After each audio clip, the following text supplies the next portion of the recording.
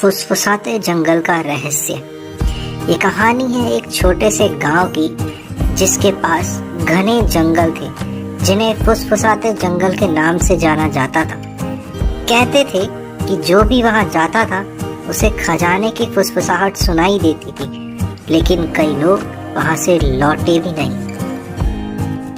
एक दिन गांव की एक साहसी लड़की सिया ने तय किया कि वह इस रहस्य का पता लगाएगी। गांव वालों ने उसे समझाया, लेकिन सिया ने उनकी चेतावनी को नजरअंदाज कर दिया। उसने अपनी झोली में एक मापा, एक लालटेन और कुछ खाने पीने का सामान रखा और जंगल में प्रवेश कर गई। जंगल में कदम रखते ही सूरज की रोशनी कम होने लगी। ठंडी हवा ने उसे घेर लिया। पेड़ लंबे और पुराने थे, उनके कांटेदार शाखाएं आसमान को छू रही थी। तभी एक हल्की फुसफुसाहट उसके कानों में आई। मेरे पीछे आओ सिया, तुम्हारा खजाना तुम्हारा इंतजार कर रहा है। कौन है? उसका दिल तेजी से धड़कने लगा, लेकिन केवल पत्तों की सरसराहट सुनाई दी। थोड़ी देर सोचते हुए सिया ने आगे बढ़ने का निर्णय लिया।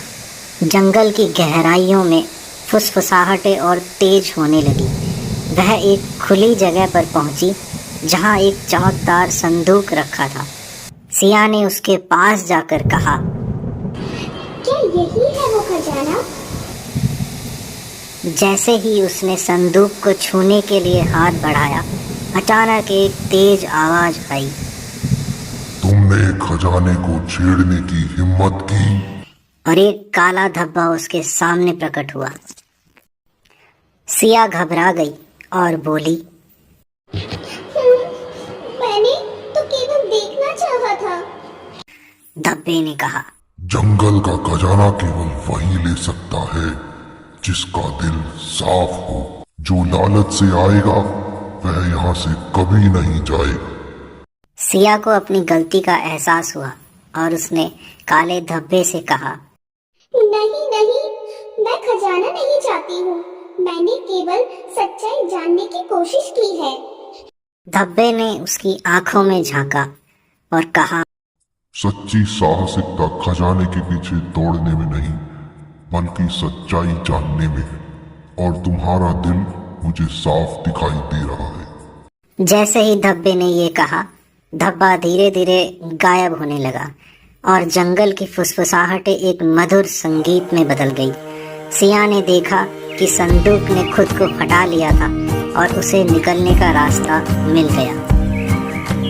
सिया ने जंगल से बाहर आते ही राहत की सांस ली। सूरज की रोशनी ने उसकी राह को रोशन कर दिया था। उसने समझ लिया था कि असली खजाना धन में नहीं, बल्कि ज्ञान और समझ में है। उसने गांव लौटकर सबको अपनी कहानी सुनाई। उसने बताया कि साहस वही है जो हमें सही और गलत का भेद सिखाए, और इस तरह फुसफुसाते जंगल ने उसे एक अमूल्य सबक दिया। तो आप सब भी अब ये बताइए, इस वीडियो को देखकर आपको क्या सबक मिला?